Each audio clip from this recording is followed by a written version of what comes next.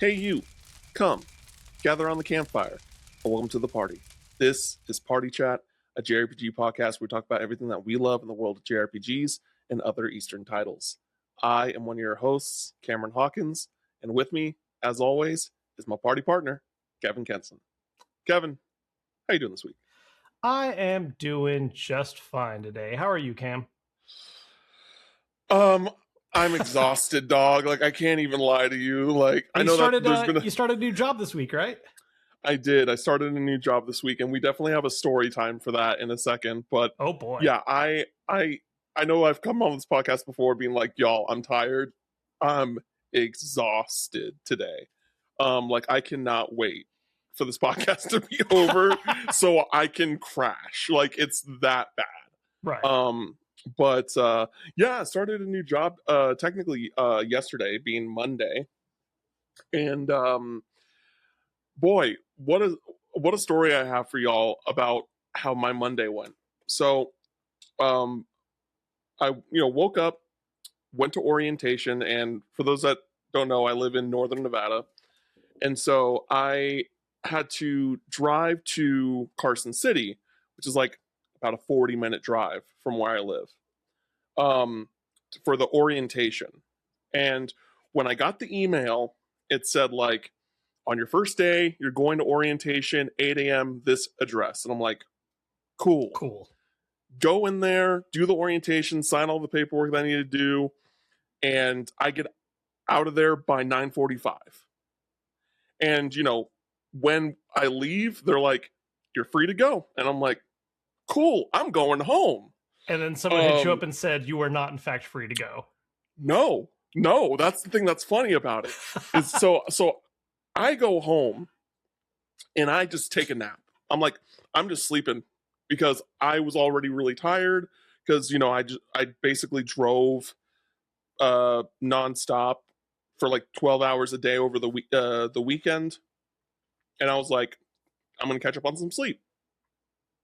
First off, when the moment I pull out of the parking lot where the orientation is, I leave my thermos on top of the car, falls over. I stop the car, go outside, ran it over. It over. Better that than your Switch 2 case. That PDP case did a good job against the fall. It wouldn't have stopped that tire. Yeah. Not PDP, Power A, whatever Power A. Yeah. Did I talk about that on the podcast? I think you did. It might have been a bonus episode. There was like a few weeks. Like this was like probably like a month and some change ago. All I'm saying is there's a concerning pattern. Yeah, I left my Switch on top of my car, drove off, saw it fly off in my peripherals, and the case was almost spotless. It was like I was really impressed. Because it was like a $20 case. It wasn't like a big case. Anyway, so I'm like, cool. That's all my tea gone. I was really sad about that. So I drive home, take a nap. I wake up around I think right on the dot at 5 o'clock. Or like 5:10. Damn. Like 5:10. Because I needed to drive back to Carson because I scheduled a haircut at 6 because I thought my whole day was going to be in Carson. And my barber's based in Carson. And so I'm like, oh crap, I gotta drive back to Carson. I might be late. And when I wake up, I see an email from one of the people I've already talked to being like, hey, did you go to orientation today? And I was like, yeah. Yeah. And then she's just like, okay, can you come in to the office at tomorrow at 8 a.m. And I'm like, of course, yeah, for sure. And then the paranoia starts kicking in, where I'm like, what did I do? Was I supposed to go into work after orientation? Because I wasn't told to do so, and they said I was free to go. So and I don't know, and I've like surveyed a few different people at this point since yesterday. And it seems like kind of 50-50 where I've had some people like me, whenever they have had some sort of job where there's an orientation on the first day, if you were let go early, you're done for the day and you start the next day. And so, but then I've had other people tell me like, no, you go to work. I'm like, if I'm in the same building, then as my actual job, of course, like I would expect that. But I was in a completely different city. You know what I mean? Right. And so, yeah, that was just a really funny story, and I was very stressed for like 12 hours, being like, I hope I'm not in trouble when I go into work in the morning. You actually didn't give the resolution on that. Were you in trouble the following morning? Yeah. So I went into work, and they were like, "Oh, don't worry about it." Like, in fact, it's even cooler. They were like, because apparently my job has this kind of like flex scheduling thing where like if you miss time off that's unpaid, I don't even know if it's unpaid or if it's just in general. You can like make it up by coming in earlier or staying later than your actual schedule. Oh yeah. Christine had a job like that where it was just sort of like, look, these are the hours you got to hit. If you come in a little late or leave late, early, whatever, just make that number of hours happen, and you're good. Yeah, and so I'm going in an hour early every day for the rest of the week. And it was optional; it wasn't mandatory. I was like, oh yeah, I want to make up those hours because they gave me 4 hours, even though I was only there for 2. I'm like, okay, that's fine with me. So I basically am taking 2 30-minute lunches instead of an hour lunch, and then I'm just going in a day early for the rest of or an hour early for the rest of the week. So neat, cool, but that was a stressful 24 hours for sure. I can imagine. But I came at it with a nice haircut, so nice. Yeah. So overall, we got a pretty interesting week. A lot of like hardware news, a lot of like kind of quick announcements as well, and then a pretty fun topic of the show for you as well. But before we do all that, we're going to get into some housekeeping. If you've been enjoying the show, please go to your podcast service of choice, hit the 5-star review. It really helps us out. Also, go to youtube.com/@partychatjrpgpod. Hit the subscribe button over there. We also have YouTube membership as well as a Patreon membership. For $5, you get the episode a day early, a bonus episode every month, as well as our Campfire Catalog Book Club podcast. Kevin has gone hands-on again with Pragmata, and we have a final preview for you guys up on YouTube and podcast services, for y'all to check out. Lastly, go to youtube.com/Kevin Kenson and hit the subscribe button over there. And lastly, I'm going to PAX East next week. So if anyone's listening that's going to PAX East, don't be afraid to say hi. But also, we're going to hopefully have a little bit of coverage for y'all on some things that are being shown there. So, keep an eye out for that. Now we're going to get into the news for this week. Microsoft has officially announced the next generation of Xbox hardware, titled currently Project Helix. This was during an Xbox Developer Summit keynote during GDC last week. And we got a little bit of information posted from Xbox Wire. It says, quote, Project Helix is designed to play your Xbox console and PC games, delivering leading performance and ushering in the next generation of console gaming.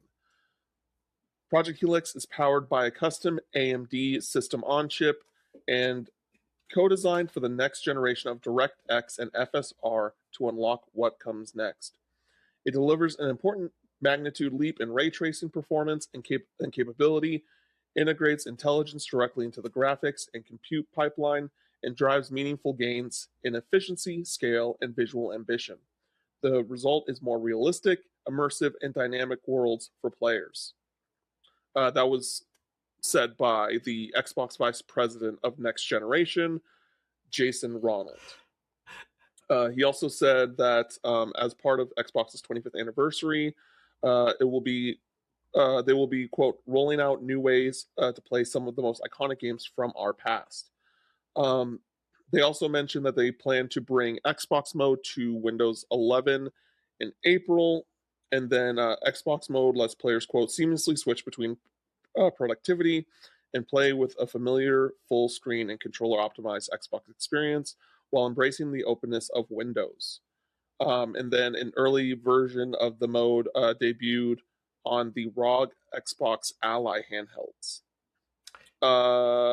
Kevin, you're more tuned with the hardware side of the industry. What are your thoughts on this? Uh, look, okay. I had made a video about this and it didn't go up because I was going on a trip and it was like ready to go, and then some other news came out like while I was in the car going to Monterey. I was like, well, that changes some things I talk about, so oops, guess I can't put that video live yet. So I'm in the middle of redoing that right now. Look, this was a long rumored thing that's what Xbox was going to do for their next system. This idea about bringing PC storefronts to the system as well, so that it is ultimately a more all-encompassing gaming device. It supports all the stuff that's traditionally Xbox. It does all the things that a traditional Xbox console should do, but also happens to be effectively a pre-built gaming PC all in one package. On paper, cool, right? Like bigger library, more stuff. You let me access games that I wouldn't normally have access to because they didn't get, a console release, but they're on PC. Maybe they're an indie game, whatever. That's all cool in concept. I think my biggest concern with this is how well it maintains the experience of a console. I've seen a lot of people debate about like, oh, is this even really a console then? Or this is just a PC, blah, blah, blah. I don't care what terminology you want to use. Call it a console, call it a PC. I don't care. What I do care about is, if this is being marketed as like the next Xbox, this is an Xbox, that is the number one goal. Is it going to have the console experience as far as like the simplicity of navigation and getting into my games? Because the moment you add these other storefronts, you're now adding additional steps to managing all of that. And they can add lots of bells and whistles to make that simpler, but you're still going to have to go out of your way to like set up and log into your Steam account, set up and log into, Epic Game Store, whatever other storefronts you're using. And on top of that, you're running into situations where these are games that are then not actually strictly made for Helix, but are instead made for PCs, and Helix is just running it with, the hardware it has in mind. And while on paper that sounds awesome, that also means that because they're not actually really fully made and tested for Helix, compatibility issues are a thing that can happen. You're going to get a game, turn it on, run it, and it just has some weird problem or bug or issue that happens to be not happy with the system, and you now have to figure that out as a user, if there's even enough tools available for you to mess around and do that. Happens on PC, you might have to take some extra steps, but there's things you can do to figure that out. If this Helix's UI is a whole layer of stuff not really letting you mess with the back end, how do you fix that? Like, I imagine the experiences I had with the RG Ally were like, the RG Ally did a great job, I think, of being more console-like most of the time, but like you run into those Windows PC moments. And that's when you remember, oh, right, this isn't a real like traditional handheld. This is a Windows PC. And so I just wonder what that Helix experience is going to be like, where it's like, how often is this going to feel like a simple console experience, and how much this is going to feel like I just bought a PC with extra steps? Because I think a large part of the appeal of consoles for a lot of people is simplicity. Like, price point is a part of it too, but like, I want a thing where it runs the thing I bought for it. I put the disc in, or I download the game off the store and I launch it. And if there's compatibility issues, it should be a widespread thing where everyone goes, why isn't this game working? And not because your particular install happened to be kind of funky or weird. Yeah, I don't know. It's just something I have a lot of questions about. And like, maybe the final version's going to be super cool and they figure it all out and it's great. But as someone who's been like keeping up with both Xbox and Windows stuff, I've enjoyed stuff that's been happening on the Xbox end. I have not been enjoying stuff much on the Microsoft end. and them collapsing together more is I don't know if it's going to end up being a net benefit. We'll find out. Yeah, it's I, as someone who, again, plays primarily on Xbox, I haven't as much in the past year just because like we get review codes. They're normally on PS5 or Switch. Switch 2 came out, so certain games I'm like, oh, I want to try this on Switch 2, but like, I've been an Xbox primary guy for since high school, so like about half my life at this point, if not more. And I I I don't like that they're going down this route. And they're also already like making some choices for current gen Xbox that I'm just like, no one wants this. Like Copilot, they're adding baby! gaming Copilot to Xbox consoles. Like no one wants this, and I just think that. I mean, investors want it. I think a lot of the time when we talk about news stories, I'm saying like, yep, we'll just have to wait and see.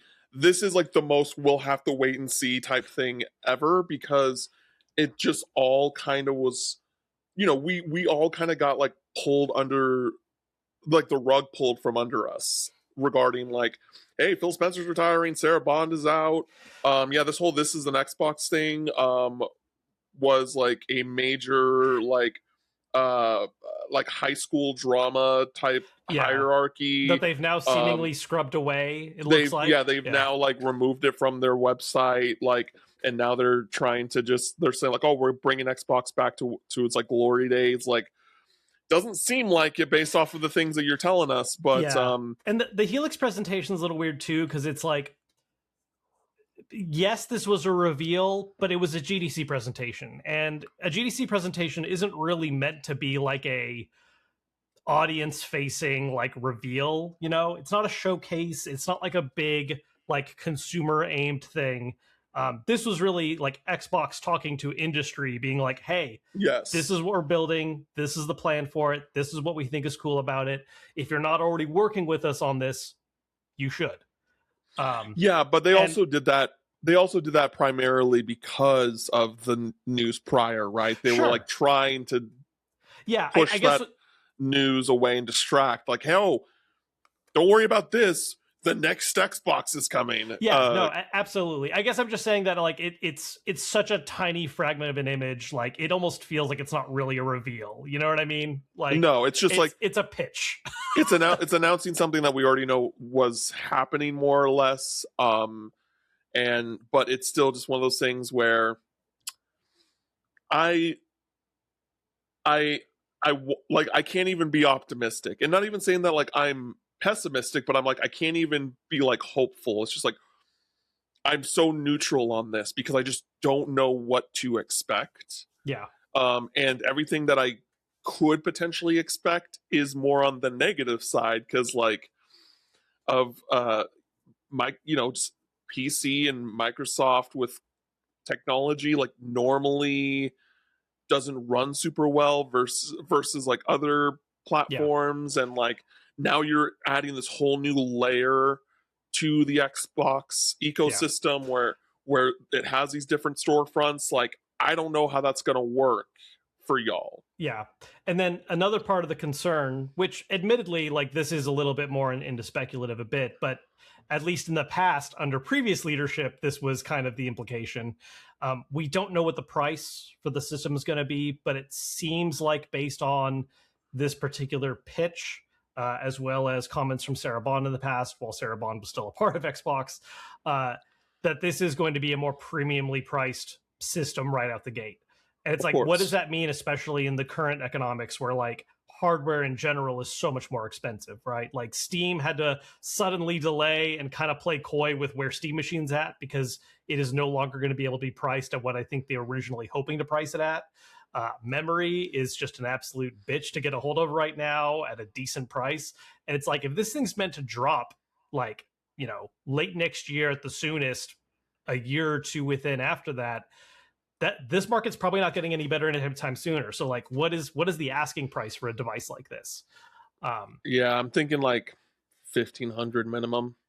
I mean, if they're going for like real, like it's basically a PC, but it's Xbox, that's not that crazy. It's Yeah, and like, and you look at the ROG Ally X and how much that costs, like, yeah. Because yeah. initially I was thinking, oh, maybe 1,000, but then I was like, wait, the ROG Ally X is more than that. Yeah, There's no. but ROG Ally X gets a little weird because that is a handheld, and so you're getting into like how much power can you fit into a small form factor without also like murdering the heat consumption on it. Sure, Like that's why fair. an Xbox Series X is able to be, you know, a fraction of the price because it's a much bigger thing and it can have a fancier way of cooling everything down. They're not including a screen on it, you know. Yeah, You know, but TV even not then, included. But even then, like, yeah, like if it's bringing this greater power and it's meant to compete with like a good pre-built, expensive PC for the time of its release, I can't see it maintaining that kind of, you know, consistent hope and belief that consoles will remain affordable entry points. yeah, because like even looking right now, like an Xbox Series X, a brand new one is like what 650, 650, 750. depending on the hard drive size, yeah, or SSD size. That happens. Yeah, and so like the idea of next gen being double that isn't super surprising to me. And again, like I just don't feel like we need, like, I understand the history behind it. We don't need a new gen console. We really don't. And so I don't know. Like even as people who follow the industry, you definitely more so like need to like be able to get the new thing. But like for me, I'm just like, it's kind of like the Switch 2, where I'm like, initially where I was like, I don't really need this right now. Switch 2 made a lot more sense at that time too. This is like, I don't need a PS6. I don't need an Xbox, whatever you're going to call it. I mean, especially with how much the prices are spiraling. I think we are seeing a real reaction from a lot of audiences where it's like the chase and pursuit of power is really beginning to like lose its luster. And a lot of younger gamers don't care about the like chase for photorealism that we kind of have, especially in a lot of the more tech side of the industry. There's a lot of people who are like, hey man, can this run like Undertale? Cool. You know what I mean? There's been such a greater growth for things like the indie market and less demanding type stuff. And you know, we've seen the cycle going on with AAA games and how that's been a continuous pursuit, and we've been seeing kind of the long-term ramifications of that, where it's like, cool, you put all of your eggs in this basket and here's how it's going to deliver after like 7 years of development. And now series take how long to get new entries? Yeah, and it's rough. The pursuit of power, I think, is really starting to show its ass end right now. Yeah, we didn't even talk about it last week, but because they didn't really make a statement about it, like an announcement. It was just kind of like, hey, yeah, this is happening, or where we're basically not getting first party PS5 games on PC anymore. They're basically pulling out. Yeah, it has not been officially announced anywhere, but based on multiple reports, that seems to be the case moving ahead. Yeah, which is crazy. So it's just we're in a weird space right now. Like it's one of those things where this industry gets into a weird space and it feels like it can't get weirder, and then it does. And this is like the weirdest it's been in a while. I think it's just a continuing fracture of like, you know, there was that era where it felt like all gaming consoles kind of had the same general strategy. And starting in kind of the later years of the PS4 and Xbox One, you begin to see those strategies fragment, particularly with Nintendo. They immediately went a different direction once the Wii started going. But that fragmentation has been happening more and more, and we're really seeing now, like, you know, Xbox is not trying to play the same game that Sony's playing, and they're not trying to play the same game as what Nintendo's playing. And none of them are really playing the exact same game PC is, except maybe Xbox, because that's basically their strategy is to become a PC while still holding on to the name Xbox. It's a weird time, and I'm you know, all the more curious what the landscape's going to look like in 5 years, you know, when we're hitting that point where all these next gen systems are releasing, and like what what are the pricing at, what are the libraries looking like, and what are people actually excited about by that point, and how many of us can actually afford them, because that's a whole fun part of it right now. Yup. Yep, that's a whole thing. The Nintendo Switch 2 has gotten a new console update, version 22.0.0. There's a few things that they have added of note, like you can basically put a note under your like profile for your friends to see, kind of like Instagram. Yeah, it's like a little like what you're thinking now or whatever kind of deal. Yeah. They also have added some features to game chat. They added the ability to invite friends to game chat rooms you're participating in. Some friends may not be able to be invited, such as supervised accounts. And then friends that haven't finished game chat initial setup can now be invited to game chat. Some friends may not be able to be invited, such as supervised accounts or those who have not used a Nintendo Switch 2. And then improvements regarding the games, the quality of the game screen when expanded.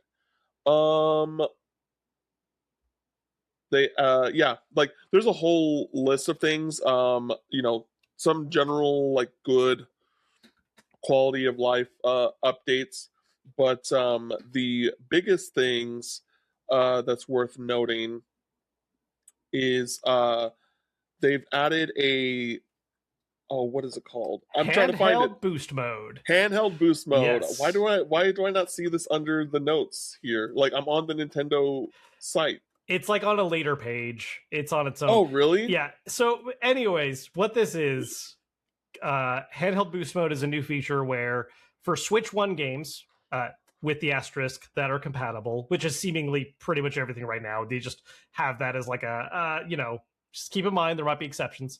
But for Switch 1 games that are compatible, you can basically force the Switch 2 to run them in TV mode while you're in handheld. Which comes with a couple interesting trade-offs. Like if the game has touchscreen controls in handheld mode, it's not going to have those controls when you do this TV forced mode, because it's like, why would this game have touchscreen controls while it's docked? That doesn't make sense. But the main benefit of this is that, the original Switch did 720 handheld, 1080p docked. Switch 2 obviously bumped that up to 1080p handheld, 4K docked. So this is going to let you have that 1080p experience from OG Switch games in the handheld mode for Switch 2. And so this immediately at the cost allows... of your battery. Yeah, but like they're Switch 1 games, so like they were already not as draining as Switch 2 games anyways. But it does drain faster than they would have otherwise, yes. Okay. But yeah, so the main benefit of this is, of course, that like you're getting a higher resolution, and the fact that resolution is built specifically for the resolution of the Switch 2. So that's going to make for a better looking image. Some people have different sensitivities to this. You're absolutely going to see a difference in games that are like lower res normally. I think a great example would be like Xenoblade Chronicles 2. Everyone always talks about why that wanted to get an update. It could still benefit from a Switch 2 native version, but it absolutely does look more crisp now on the Switch 2 if you're running it in this mode.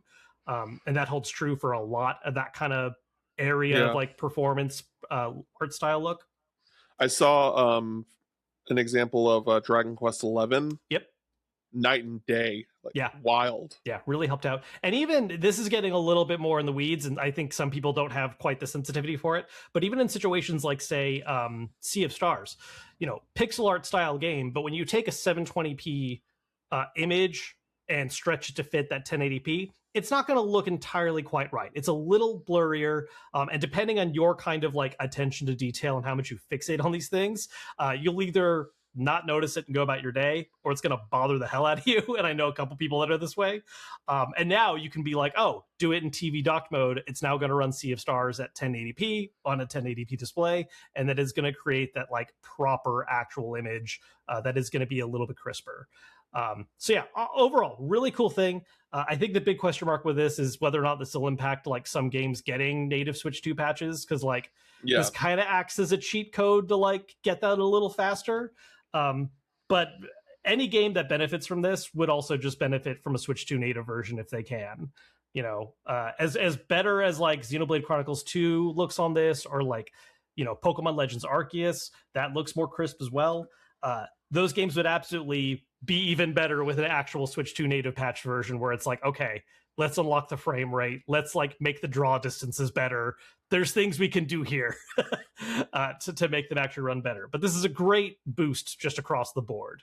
Like, awesome new feature. Yeah, very cool. Like Nintendo, say what you will about Nintendo, but every now and then they'll do something really cool like this, and it's just like that's kind of why we give them the pass. The PlayStation Portal also got a new system software update, introducing improvements designed to, quote, deliver higher visual fidelity, smoother interactions, and a more seamless overall experience. So Sony announced that the cloud streaming monthly users has risen up 162% year over year. So over 50% of Portal users are also PlayStation Plus Premium subscribers. The senior manager of product management, Takuro Fushimi, says, quote, as more players discover new ways to play on PlayStation Portal, we remain committed to continuously refining performance and usability. Today, we're pleased to share some of the new features and refinements for our PS Portal users. So basically, players can now select a 1080p high quality mode during remote play and cloud streaming. This new mode enables players to enjoy games at a higher bit rate compared to the default 1080p standard mode, providing a smooth and high fidelity experience. You have to enable the mode, in your settings. So just so you're aware of that for those that are going to look into this. So it's just basically they're making the experience better. Yeah, it's pretty much just better. I mean, again, with the PS Portal, the one recurring thing is that, like, this is the ultimate your mileage may vary system, because it is so dependent on like your Wi-Fi environment. I have friends that picked it up and absolutely hated it because no matter where they tried it or what they used it for, just because of how their home Wi-Fi is or whatever, it just never ran the way they wanted it to. And then I know other people, myself included, where it's like, oh, yeah, this is basically seamless. Every now and then you get a little drop. There might be that moment where it freaks out for a second. And there's certainly some games I don't want to take that risk with. I'm not looking to play Sekiro on a Portal. No. But, especially for like turn-based RPGs and other titles, like super seamless experience that'll look great. And this just pushes that even more. So yeah, this is really neat. I see myself, when I finally tackle first chapter, probably going to put a lot of time on the Portal for it. Yeah, I definitely played a bit of Horizon on the Portal earlier this year. I love the Portal.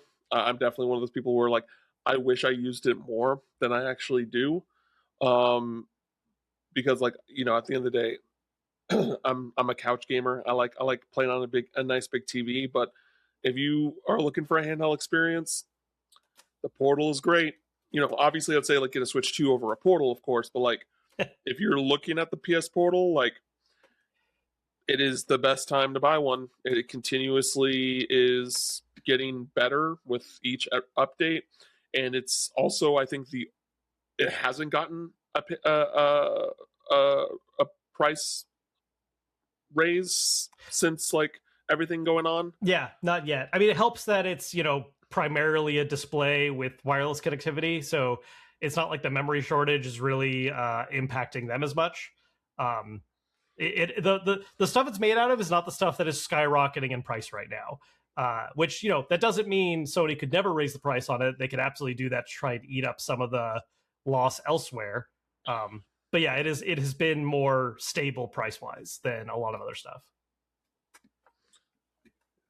On top of the PS Portal, the PS5 Pro is has gotten a new update that is basically fully implementing the PlayStation Spectral Super Resolution, or PSSR. Basically, think of a PS5 Pro update for a game, but times 2. That's basically what this is. Yeah, it's the better version of their upscaling tech. like PSSR at launch when the Pro first came out, a lot of the initial games they showcased had some real great improvements. But there were definitely some later releases where it kind of got a little more like, I kind of wish I could just turn the regular PS5 mode on because there's some strange things happening with how it's trying to do some of the upscaling and such. And PSSR 2 seems to have fixed a lot of those situations. I know Silent Hill F was one that a lot of people had problems with how it looked on the Pro. And I haven't done it myself, an in-depth comparison, but I've seen other people post some screenshots, and I'm like, oh yeah, like you can see where some of the textures and everything are looking a lot better on this new improved version. Yeah, it's helping a lot of games that were benefiting from that feature, like actually kind of work a little better and more properly. And they kind of announced in advance too other games that are taking advantage of it. Like I think they confirmed Crimson Desert, which I was going to read the list. Okay, cool. Yeah, so we got Dragon's Dogma 2, Monster Hunter Wilds, Dragon Age The Veilguard, very surprising. Neo 3, Rise of the Ronin, Silent Hill 2, Silent Hill F, Senua's Saga, Hellblade 2, Control, Alan Wake 2, and Final Fantasy VII Rebirth. Those are all like available now. Yep. And then Assassin's Creed Shadows, Crimson Desert at launch, and then Cyberpunk 2077. Jesus Christ. Cyberpunk 2077. My voice today is not doing it. But yeah, you can toggle the option to implement the PSSR in the settings under video output for those that, if you're not digging it, you don't think it's there yet, you can turn it off. You can also enhance image quality for PS4 games. Is that just like a pro thing? That is a pro thing. Yeah, I mean it's using PSSR to be able to improve that. This is one of those things where it's like, sure. I did a bunch of comparisons when the PS5 Pro first launched, and after doing a bunch of tests, it was kind of like, yeah, if you take a screenshot and really get up on a TV and look at it, you might see a little bit better detail in this very far away distant structure. But for the average use case scenario, as far as I've seen, not really a major gain for anybody. Nice. Falcom. We have more information from Falcom. Toshihiro Kondo, president of Falcom, had an interview with Famitsu, giving us a little bit more details regarding upcoming projects. Mainly the Final Trails game. Basically, he was saying that the Final Trails game, they plan on announcing it officially in 2031 during their 50th anniversary, with it to actually come out the following year. We know that even though it hasn't been officially announced, they have confirmed that the scenario and the plot for Trails Beyond the Horizon 2 has been completed. So that is probably going to come out sometime this year, I'm thinking. Yeah. In Japan. So assuming that happens, like I realize, assuming that happens, there's so much that goes into whether or not that's actually accomplishable. And I already know that you're very skeptical of this, but I'm very skeptical. Assuming that actually could happen, what do you think the release cadence is like moving forward? Is like 3 games left? 4? And see, I don't think they're getting 3 games left in the next... I'm including that final game as one of those 3. I'm not saying in between. I'm just saying like how many games are left moving forward. So you think so? So are you asking me how many games do I think are left, or do you think like if the last game is releasing in 2031, how many games are left? My thought process would be like 3, because they can definitely do 2, right? They can definitely do Beyond the Horizon 2, and then they could do 1 more for sure in that time frame. I don't think that they could do 4.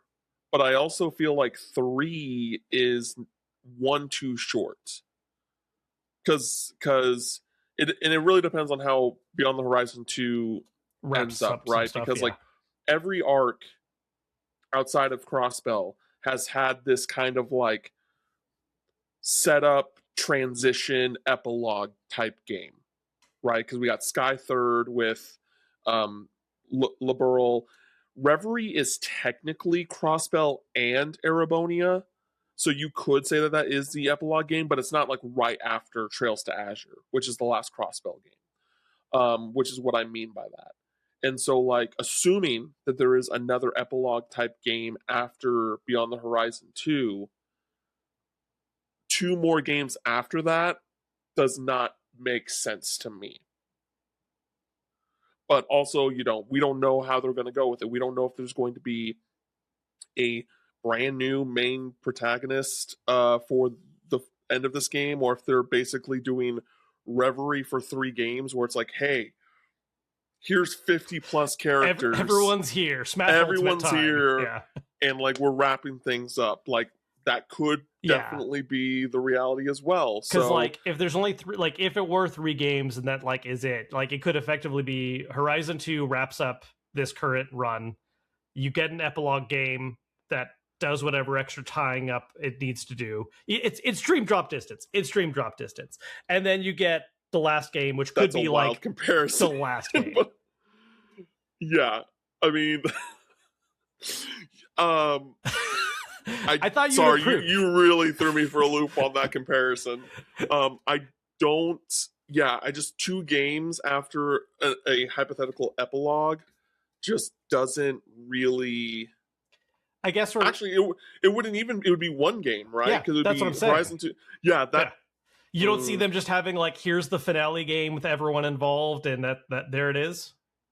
I just feel like there's still so much we don't know, and I don't think that this next game is going to like really bring those things to light. Not at the pacing they've been having so far.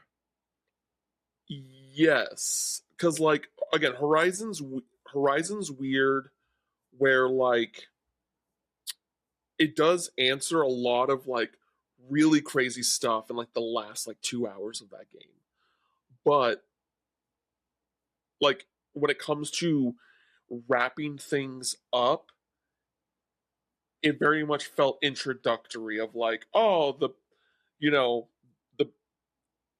I don't want to get into spoilers, but like there's definitely like moments where it's just like, all right, they're very much like committing that like, hey, this series is going to end soon, but like not in a way where like I could tell you right now like, oh, this is where the story's going. I could not tell you that.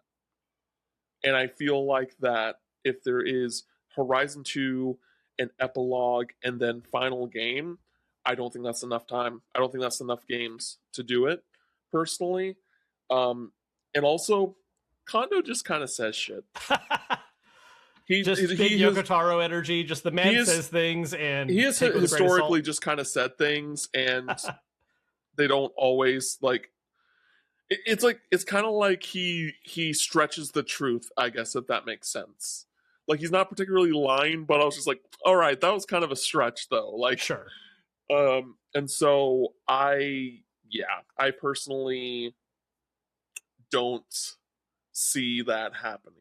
And there's some other like interesting things that I could not even remotely hint at you because you haven't played Horizon and the whole series at large. Yeah. That like just adds a whole nother level of conspiracy theory that we do talk about on the Horizon Spoilercast at the JRPG Pursuit channel, or podcast, so go check that out. I don't see it. I don't see it happening personally. Okay. I think it has to be 4 games, at least 4 games. So Horizon 2, whatever you want to call, and then a 2-parter. It's got to be a 2-parter at the end there. And I'm not saying it's impossible for them to get to the 2032 release, but I think it would be close. Yeah. So, but yeah, and then he also talked about how he will not confirm whether or not the Dragon Slayer project is a remake or a new game. And then we also know that a new Ys is in development. we don't know like if it's going to be like Adel at his oldest or like where it's going to be in his timeline. Sure. Um, and yeah, that's about it there. Um, these are more or less quickies for the rest of the news for this week. If there's anything you want to talk about in depth, Kevin. Oh, there was something you wanted to talk about. You want to talk about the DLSS 5. Yeah, okay. We don't need to talk about this at length. It's just, oh man, is the internet a wondrous place? I mean, did you see all this go down yesterday? I know you were. Yes. Yeah. Oh man. Oh yeah. I literally I was just like made a post, be like, this shit looks like AI. Yeah, it's a mess. It's a mess. Without getting too deep into it, you know, Nvidia does this whole reveal for DLSS 5. Digital Foundry gets like kind of an exclusive first look, and they do a whole video on it. And like, you know, there's absolutely those tech heads out there that are just like, ah, yes, beautiful, the future is here. And there's a whole lot of other folks just looking at some of the stuff they're showing, like, this looks like ass. Like, what are it's terrible? Why are you trying to tell me this looks good? It doesn't. Nope. And some of this is like, a lot of it I think comes down to what I was kind of mentioning earlier about like, you know, there is this chase for photorealism in some people where it's like, that's the goal, that's the idea of like a game should look as close to reality as possible, and everyone else goes, that doesn't look like the thing I like though. You know, the big example a lot of people were fixating on was the RE9 like Grace thing, because you know, obviously RE9 is a huge recent success. Grace is the poster character for that, along with Leon. And you know, they do the wipe on it to like show, oh, here's, you know, DLSS off, DLSS on, and it's seemingly, you know, the pitch for what they're doing here is that it's primarily a thing that is not only upscaling, but it's also changing how a lot of lighting effects work and introducing more realistic lighting. And seemingly as part of making more realistic lighting, it also magically made Grace have like lipstick on suddenly when she didn't before. And what was previously like shadows on her eyes turned into eyeshadow, like makeup eyeshadow. And it looks like one of those really like, a lot of people compared it to the A and B of like, yes, like game characters designed by gamers. Like this is, you know, very male gaze kind of thing. And it's just wild, man. It just did not look good. It's now, real bad. Yeah, now to reel it back a little bit, you know, this was an early demonstration. This kind of tech does go through multiple phases. And one of the promises is that like, hey, devs ultimately have the actual final controls on how this tool is used. So like, you know, maybe these examples are just the absolute worst case scenario of how it could be handled, and devs can do things like say, hey, don't apply these effects to these types of things and don't impact character models, etc., etc.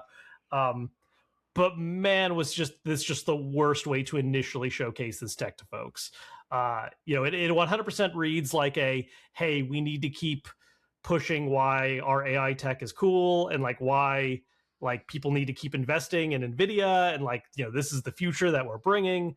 And a whole lot of regular casual users were just like, this doesn't look good to me though. Like, why are we doing this? Because on top of like the Grace redesign, there's a lot of stuff where it's kind of like shades a little bit of like the Silent Hill remaster that happened back in the day, where it's like, oh, well, you know, it's redoing the lighting and making it more realistic. It's like, cool. By doing that, you kind of got rid of the fog effects, which created the spooky atmosphere. And also everything's kind of just better lit in general and doesn't bring the tone that it was originally trying to bring, which again, you know, actual full implemented version of this, maybe Capcom dodges that particular issue, but all the examples they're showcasing are just like, wow, this is just immediately making this thing not look recognizable in a not good way.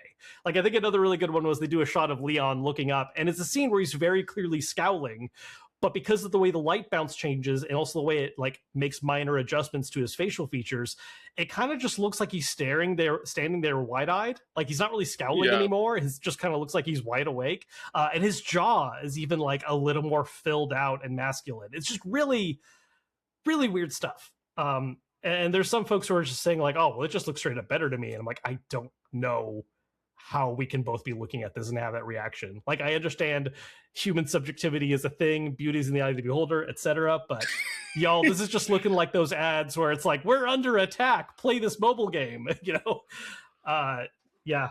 My favorite meme that was like about that was an over exaggeration, but was still like very funny, was comparison of Tidus in Final Fantasy X and then the 10 remaster where he just looks completely different. Yeah.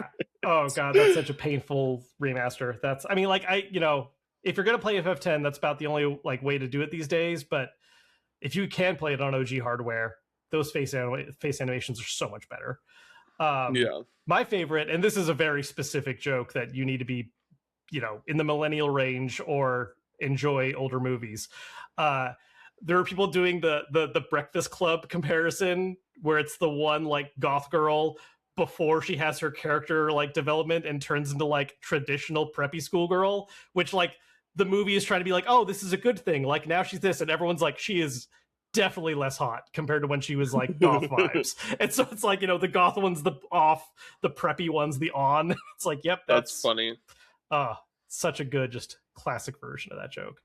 Yeah, just a mess. Maybe let's get better, but not a great first step, and really terrible PR management of the whole thing too. Like, one of the comments on it today from NVIDIA's leadership, he was like, yeah, people are wrong. Like, they don't get like, and the thing is, he was coming from a very technical standpoint because people are calling it an AI filter, and it's not really that same thing tech wise. There's the way it's doing it is different. And so that's his answer, is to be like, everybody's wrong. This is how it works. And we're like, cool. It still looks like ass though.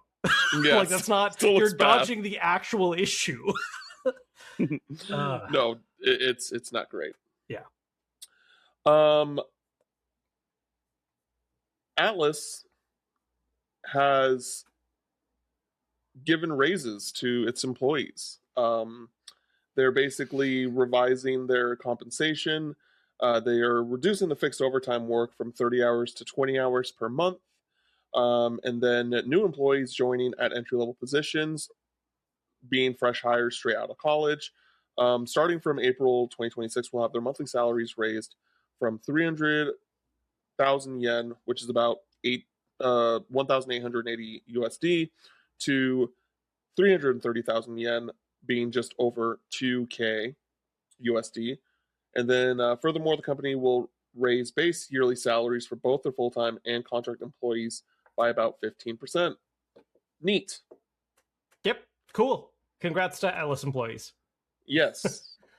Another cool thing that Japan is doing, specifically its government, is that it's allowing indie game developers to be eligible for grants of up to 60,000 USD to help cover production costs and promotion. Oh. Japan's this is reported by Automaton Media. Japan's Ministry of Economy, Trade, and Industry recently announced a new support initiative aimed at boosting the global competitiveness of Japan's content industries, including significant measures targeting game developers. Called IP360 and nicknamed Sanrokumaru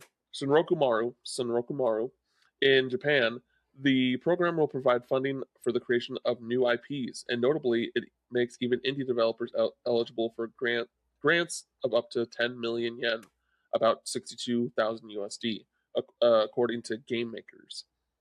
IP360 is part of the ministry's broader efforts to push domestic content like anime and games in the overseas market. The government has set a target of increasing annual overseas revenue related to Japanese content to 20 trillion yen, or about 125.5 billion USD. And in 2025, this goal was elevated to an official national policy through a cabinet decision. Cool thing that they're doing. I just wanted to share. Less cool thing. Saudi Arabia has an investment firm that owns SNK has acquired a 5.03% stake in Capcom. Yeah. This is not the same 5.03% that a different Saudi Arabian organization owned by the same person or company, yeah, that acquired in the past. So, I mean, it all goes back to the same prince. So effectively, Saudi Arabia now owns 10% of Capcom now, which is not great, guys. Yeah, I mean, it's not enough to. This is one of those things where it's like, keep an eye out, basically, right? Because there's been a lot of worries about how SNK has been ran since majority stake did, fall under Saudi Arabia, and they now own Evo. Yep, and they now own Evo, so that's already that's a whole thing. Yep. Yeah. Do not watch Evo anymore, everybody. But yeah, so like 10% is enough to where it's like, look, that is not happening here yet with Capcom. But if that does continue to keep growing, that's where it gets into like, does this eventually turn into a controlling stake? Right now it is just investment. They're making their share off of however well Capcom is doing.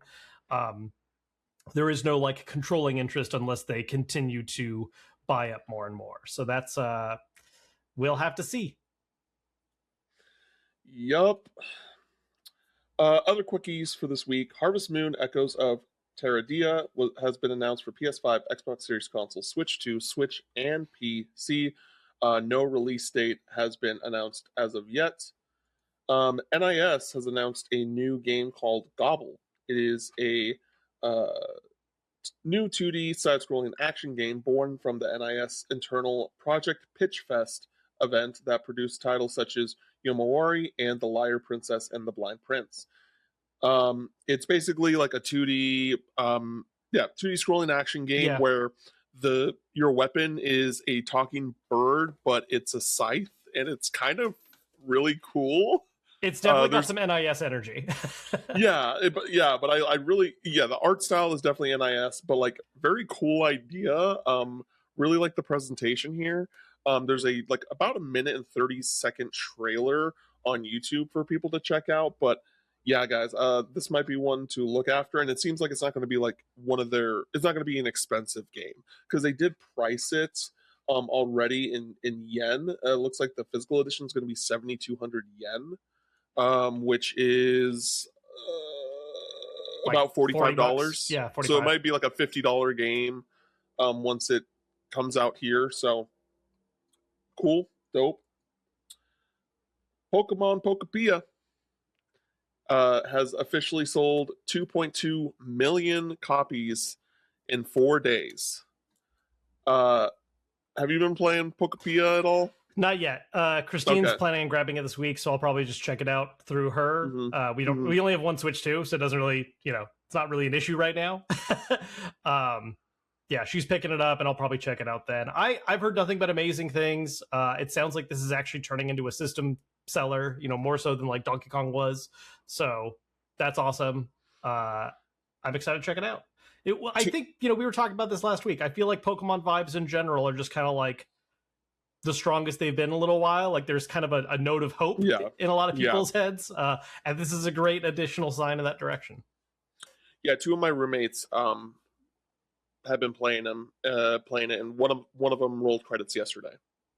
Like they've just been plowing through that game. I do want to check it out sooner or later because I know they have seasonal events, which like maybe you can just time travel abuse to do.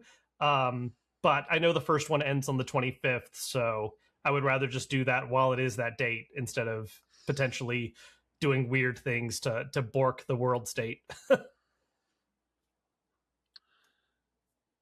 Blue Reflection is holding a 9th anniversary live stream on March 27th. We might be getting an announcement of a new Blue Reflection game. There's been 2 so far. Just Blue Reflection and Blue Reflection Second Light.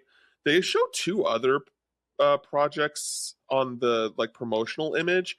I don't know if those are like mobile games or if those are like different media, but I'm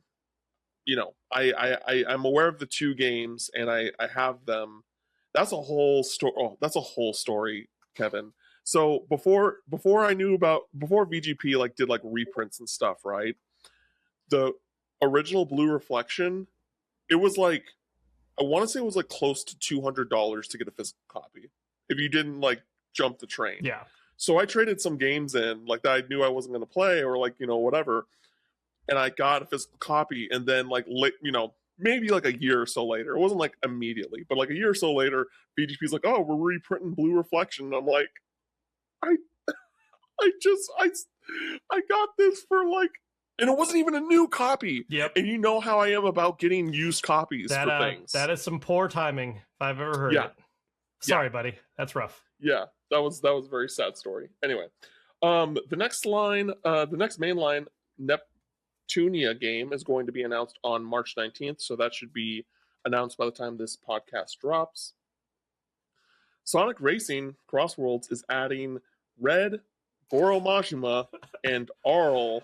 I don't know who Arl is. So, okay, first off, to be clear, because I think just saying the name Red out loud does not get across who it is to folks. Red is the bird from Angry Birds. It's the Angry Bird, folks. God, it just feels like, I know Sega has the rights for that, and so it's like, sure, it's a Sega property, get it in there. It just feels so like, I just don't know what the relevancy for them is anymore. It feels so weird. The last character, I forget their name. You said it a bit ago. Arl. Yeah, that's from Puyo Puyo. Which okay. like that is feels Arl more like or Arle? I don't know. Or Arlie. I just know she's from Puyo Puyo. Okay. And like that at least feels a little more deep cutty. Like even if it's just that it's not as popular of like a mascot character, but it's like, oh, like okay, Puyo, that's Sega. Like okay, cool, that makes sense. And then Majima is specifically pirate themed, which feels like a misfire to me. Like that would have made sense if it came out side by side with Pirate Yakuza, but it's like, guys, it's been a little while now. We already got Kiwami 3. Like Majima don't look like that most of the time. That's fair. So Red and Majima come out in April, and then Arle, I'm sorry guys, I have never played Puyo Puyo before. Comes out in May. Genosha is now out on iOS and Android. Very good murder mystery visual novel game if you have not played it. The Bravely series has now hit 4 million copies sold worldwide. The Octopath Traveler series has now hit 7 million copies worldwide. And all is right in the world, not actually, but Pokemon XD Gale of Darkness is now on Nintendo, GameCube, Nintendo Classics. Hell yeah, Pokemon games can go there. It's not just direct releases. I understand why, but yeah. I still want Coliseum to get there before because I don't think Coliseum's on it yet. Is it? I don't know off the top of my head. Okay, I'm gonna look this up really quick. But if it's not, I will say that I want to play that one before I do a replay of Gale of Darkness. Yeah. Meanwhile, I never played it, so I'll probably I have way too many things I'm trying to play right now. This is on such a deep level of the backlog. I don't think we get into it anytime soon, but I would like to check it out at some point. Maybe I'll at least start it up to give it a look. Yeah. So it looks like it is not. Yeah, I didn't think so. NSO I feel like yet. a lot of Pokemon games have not, outside of a couple very specific picks. Yeah, but I mean, I don't really expect many, to be honest. At this point, because I think we got the original Mystery Dungeon games on there, but like even then they did like the remakes, the remake, and then like the next gen of those are on the DS, and we haven't gotten DS NSO yet. So so it's I do want to play the originals, and I have the remake on Switch, but so anyway, actually that was the first one was weird because it wasn't weird, but they the red Mystery Dungeon was Game Boy Advance, and the blue Mystery Dungeon was DS. So it was like they say, so they let you choose. It was like a cross-gen game. 2 more stories. Bravely Default has shadow dropped on Xbox and Steam. You can get it now for the next, looks to be 6 days once this episode drops publicly, for 20% off, being $31.99. And wild that it's dodging PlayStation. Yeah, that's wild to me too. I don't know why. I'm very curious, like if it's gonna come later or something. Like super weird. Yeah, because didn't Bravely Default 2 eventually come to PS5? Yeah, Bravely Default 2 did have an eventual multi-plat release. I think it had PC. Yeah, just PC. It never came to PlayStation. Oh, okay, But okay, that's okay. like traditionally when Square Enix stuff goes more multi-platform, PlayStation is like kind of assumed the at minimum. So it's Yeah, very yeah, interesting that this game is on like everything but PlayStation right now. yeah. Very odd. Yeah. And lastly, Final Fantasy Dissidia Duellum has a release date of March 24th. We don't have anything for what we've been playing for this week. I've played a little bit more of Pokemon Legends ZA, but I don't have anything really big to report on it outside of still really liking it, like really liking it. So we'll see how I feel once the story progresses more and things like that. But so far, very much enjoying it. What's the last thing that's happened for you so far in it? Oh, I just hit rank X. Oh, okay. So Like, you're like yeah, still I'm very super early. super Well, early. Okay. I've been exploring. I've been like Yeah. going all around the place. That's and, like, fair. That's fair. what I'll say right now, really quick, is that I think people over exaggerated the lack of exploration despite it being in one big city. Because I feel like I'm continuously going to like new locations and like it feeling new, even though it's all kind of in the same environment. Sure. For I'm like sorry, that phase of the, no, like for that phase of the game, I agree because like I think you just Okay. haven't gotten far enough yet to where people felt that burnout. Because I Okay, definitely that's felt fair. I definitely felt like still good about the exploration. Like it's just the fact that the amount of exploration available at the start never really progresses that much outside of like a handful of side quests. So it's like, especially if you spend the early stages like really exploring the city, you kind of just knock all that out. Then it's like, all right, time to just do battles the rest of the game. But yeah, I'm at the point now where I'm trying to like mainline because my Crocnaw is almost level 30, which is the oh level where it'll stop yeah, listening to me. you are so much more powerful than where the game wants you to be right now. No, I am. But again, I've been exploring and like Yeah. and also because one of the Pokemon, at least right now, that I want to have on my team is eventually Roserade.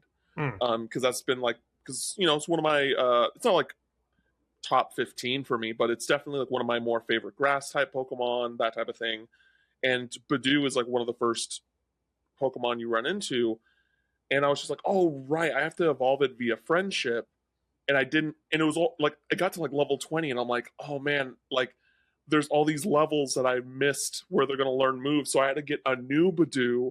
I had to learn, like, I was like, how do I evolve this thing? You have to go to the cafe to get its friendship up, and then you can evolve. And I'm like, okay, so now I have a Roselia, and now I have her in a box because I'm waiting to get a shiny stone, and then because I want to like evolve her to Roserade straight away, so she gets more like stat increase.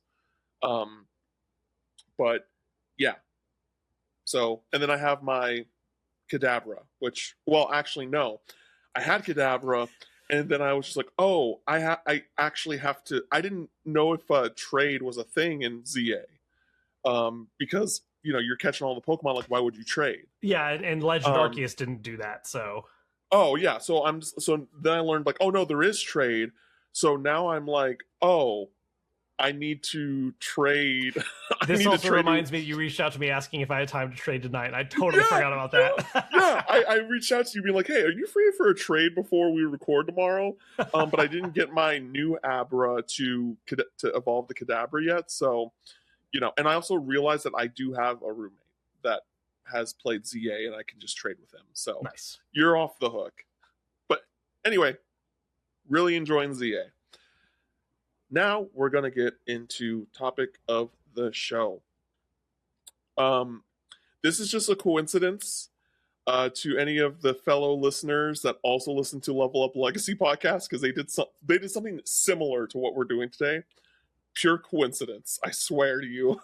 But what's we're doing is GamesRadar released a list of like the top 15 games to get you into like the JRPG genre in 2026. And I'm not like, I don't think we're gonna. What? I was just gonna say it is an interesting list. Yeah, it's an interesting list, and I don't really want it to be like a one at a time type discussion. I kind of want to just like read the list and like talk and just kind of like throw out the things that were just like, hey, this is weird, this is weird, this is you know, like, or like we think this is a good idea, that type of thing. So we're gonna go 15-1 here. So at 15, it's not even that it has to be ranked. Like, I think that they ranked this, but like this is just basically a list of 15 games. So I'm just gonna like read the list, not even gonna pretend like that it's ranked. Trails in the Sky First Chapter remake, Skies of Arcadia, Shin Megami Tensei 5 Vengeance, Nier Automata, Digimon Story Time Stranger, Xenoblade Chronicles Definitive Edition, Unicorn Overlord, Metaphor ReFantazio, Dragon Quest XI-S Definitive Edition, Yakuza Like a Dragon, Earthbound, Fire Emblem Three Houses, Persona 5 Royal, Final Fantasy VII, the original, and Chrono Trigger. So I'm going to start by talking about Chrono Trigger. Okay. Here. So is Chrono Trigger one of the best JRPGs ever? Absolutely. Like, I'm not going to fight that at all. That being said, like, and this isn't the only game on the list that's like this. There's not many ways to play it.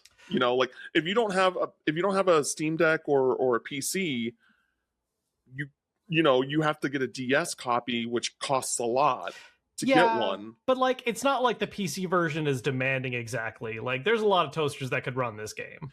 I didn't say it was demanding. I was just saying that if you don't have a PC to play it. No, yeah, and I realize that is a restriction for some folks, but that's because it's the same thing. Like to a more severe degree, it's the same thing with Skies of Arcadia. Oh no, Skies of Arcadia is an insane thing on the. Okay, look, I need to say some piece about what this list is. I'm so curious what the actual authorial intent was here. Because, like, you know, the title is the best RPGs to play in 2026. And that gives a little bit of vibe of like, oh, like, here's stuff that you can like play right now. And most of the list is stuff that's like available on modern systems.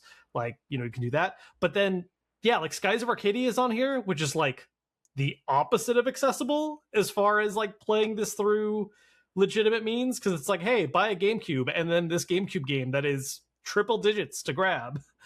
And like, it kind of reads as maybe this is just someone's actual like top 15, but then even then there's some odd choices here. There's definitely an avoidance to like not double dip in any franchises, because there's like a single Trails game, a single Final Fantasy, a single Persona.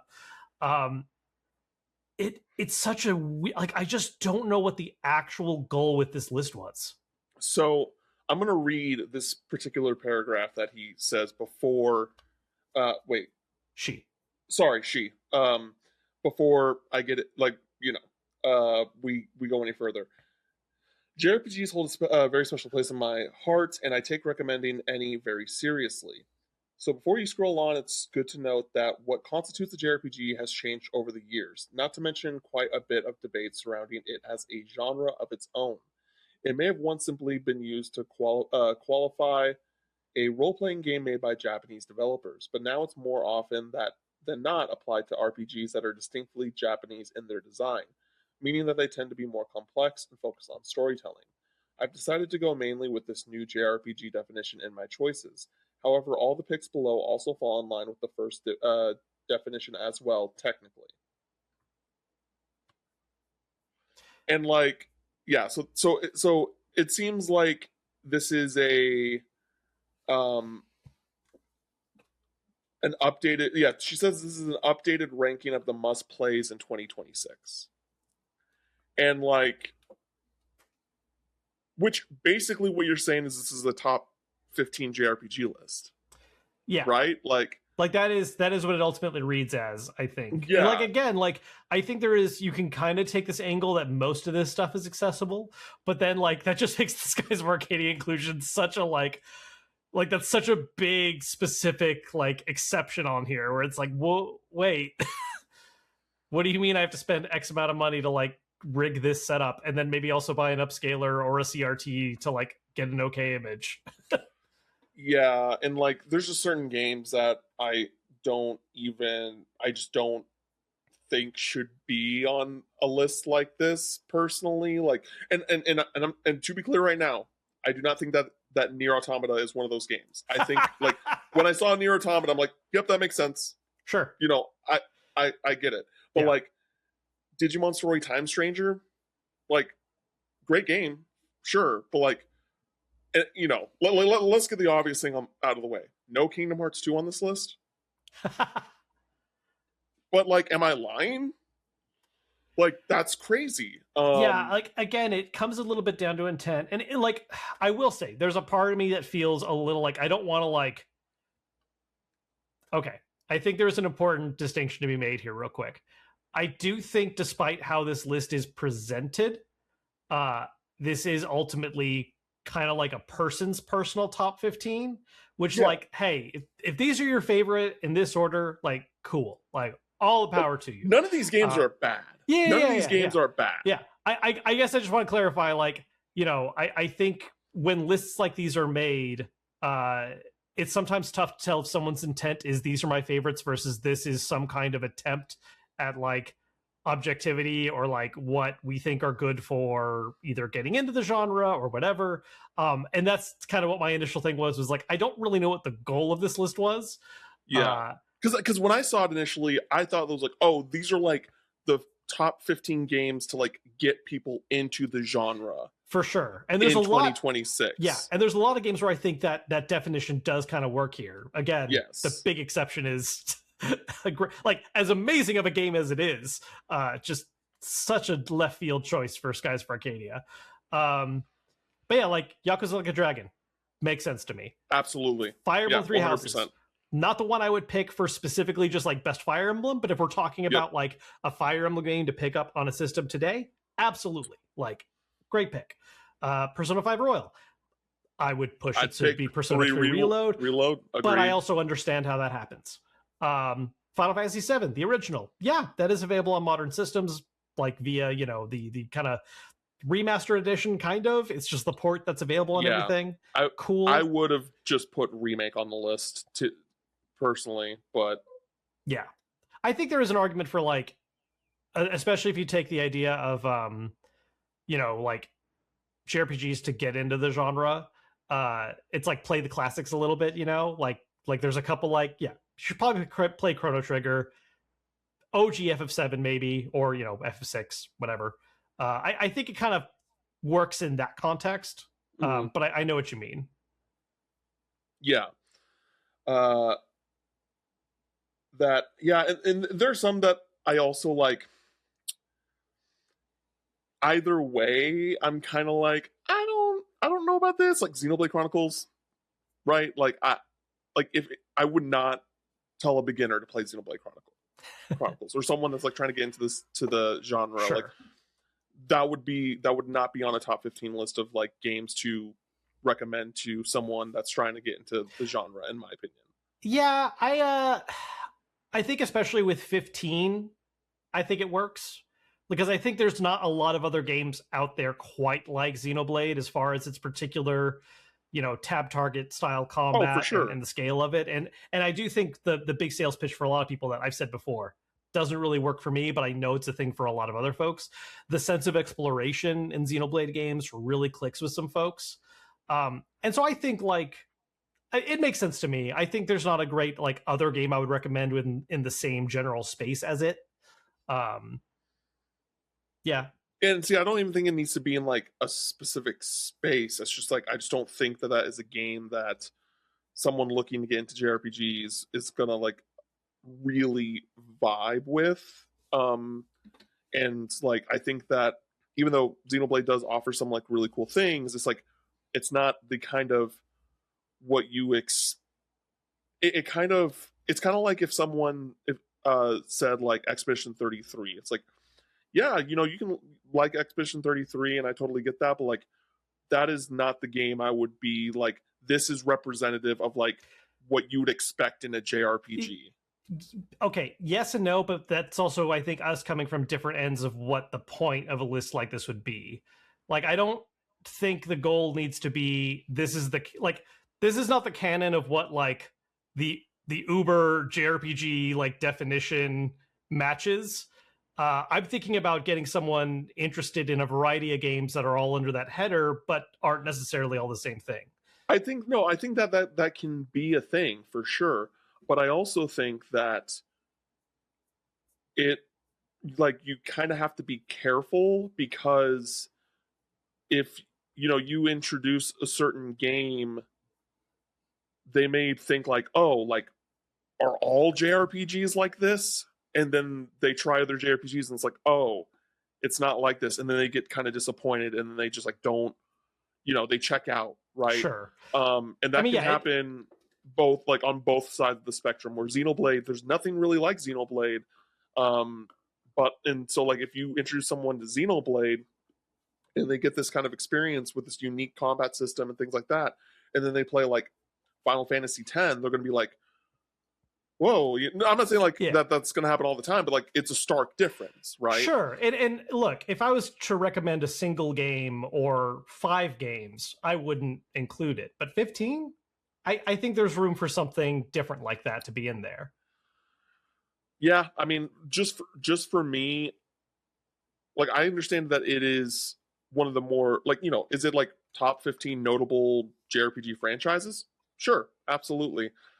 I don't know if like, if I was just recommending someone a JRPG to play in 2026, especially the first Xenoblade, it is not in my top 15.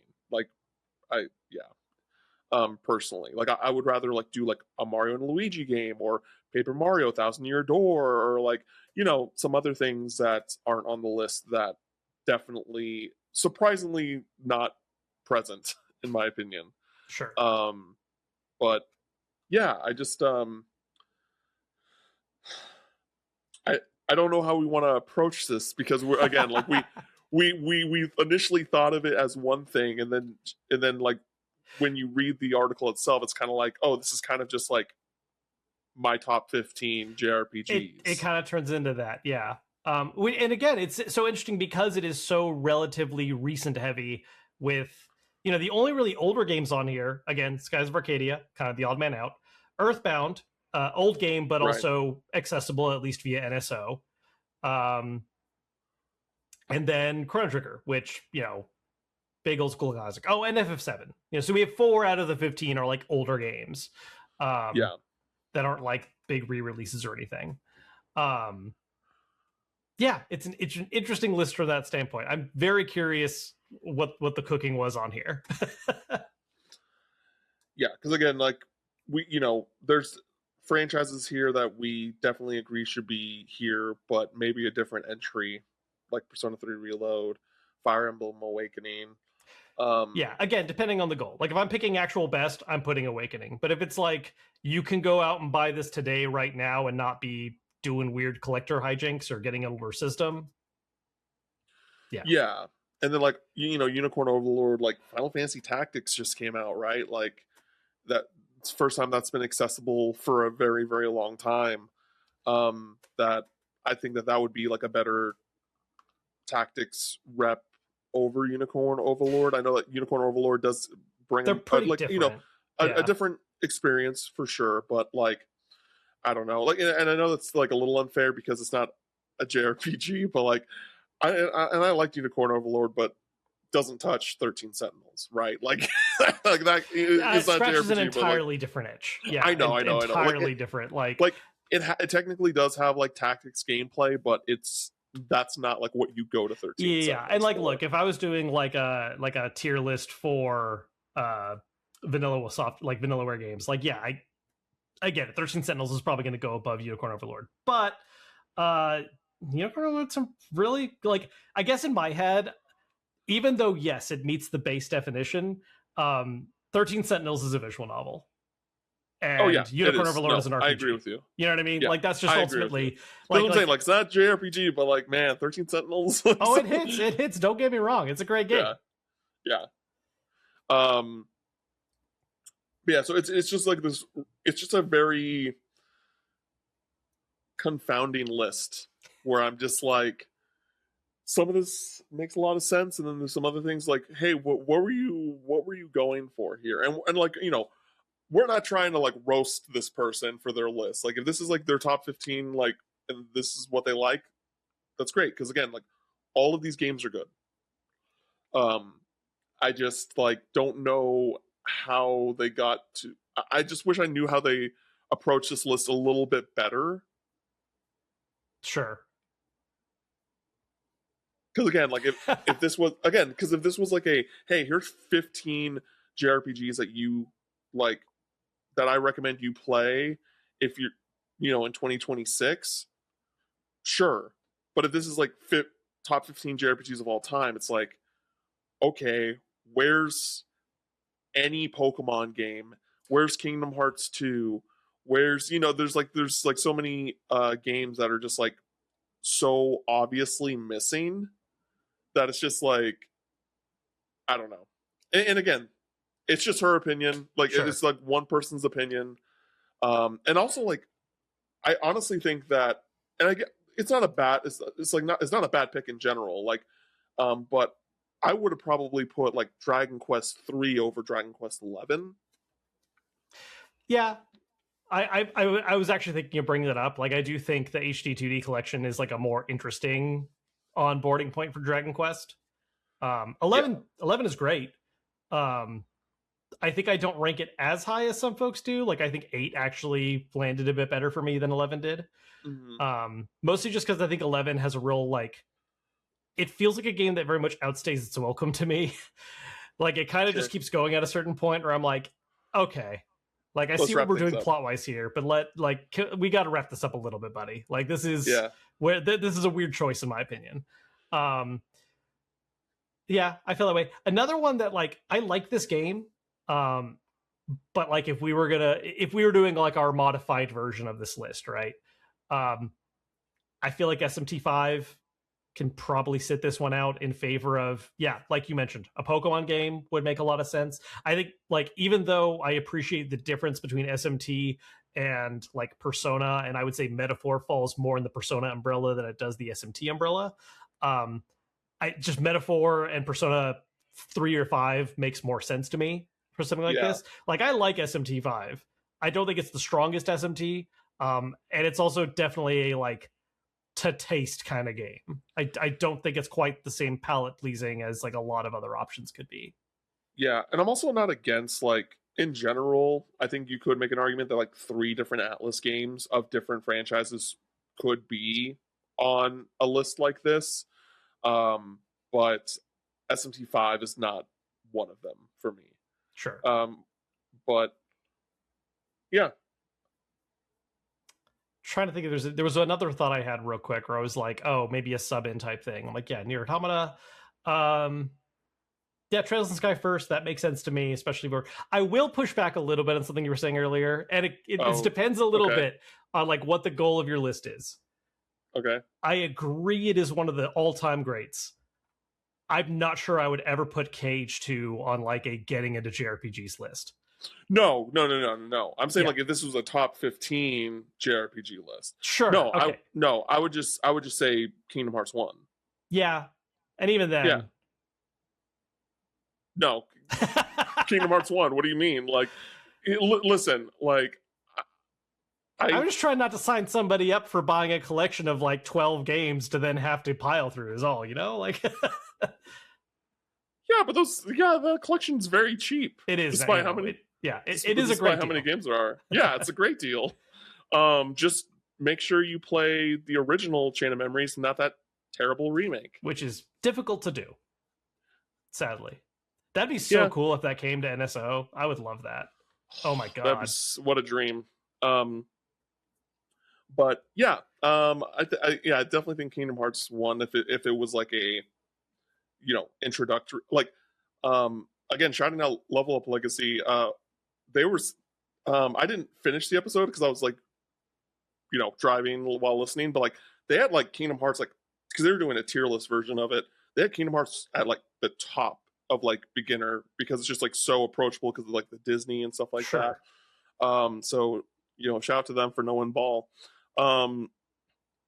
But like also a really great like beginner one, and also again one that I would put on a list like this if it's not like top 10, like top 15 of all time, but like, hey, here are 15 great JRPGs to play in 2026. Ni no Kuni. Yeah. It deserves to be on there. There's like no there's outside of Ni no Kuni 2, which is a sequel, and even then not really. There's no other game like Ni no Kuni. No, for sure. Like that, like Ni no Kuni is, and especially because I think if we're going from the accessibility standpoint, my arguments about how actually good it is aside, the fact that it scratches that Ghibli itch is huge. Yeah. Right. Like that it has that art style, because like Ghibli's literally involved in it. It absolutely has a particular vibe that it owns very well, and that 2 did not do as well. Yep. Nope. That agreed. So yeah, I mean, overall, like, I don't. If I'm being like really honest about it, like, I think the 3 that like just really kind of boggle my mind a bit, out if we're not including like the accessibility factor of it all, is just SMT5, just because I feel like that there's better options.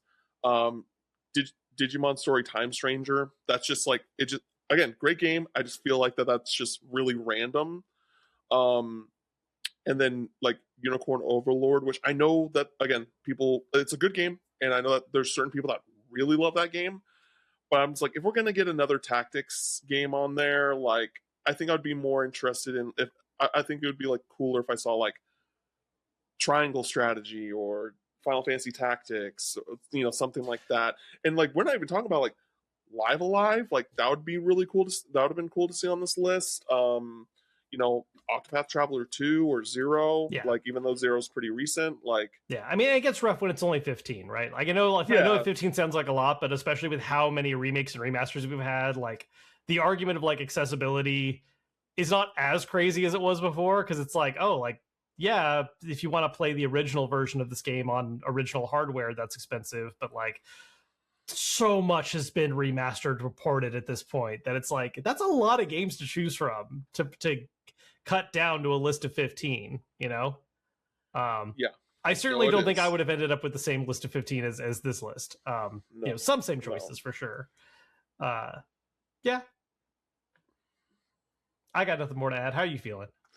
I'm feeling good. Like, again, this started thinking like, oh, this is like a intro to the genre list, and then it's just like, wait, nope, that's not what this is. This is something else, and we still don't fully understand what it is. Yeah, I think that it makes the most sense in these are 15 games I really like, and I put them on here, and didn't double dip for the sake of variety, which is a thing I respect. Like, I do the same thing. If I was going to make a list like this, I wouldn't be like, bam, Persona 3, Persona 4, Persona 5, Final Fantasy 3 through, like, I'm not going to do like a crazy, like, maybe a double dip once, which Metaform Persona kind of is, but yeah, that's fair. All right, everybody. Kevin, do you have anything for the people before we dip out? Nope. I'm going night-night. I hear that, brother. All right, everybody. You can follow me on socials at CamFinalMix, and you can follow Kevin on socials at Kevin Kenson. Thank you, everybody, for listening to this week's episode. And until next time, we'll catch you later. Later.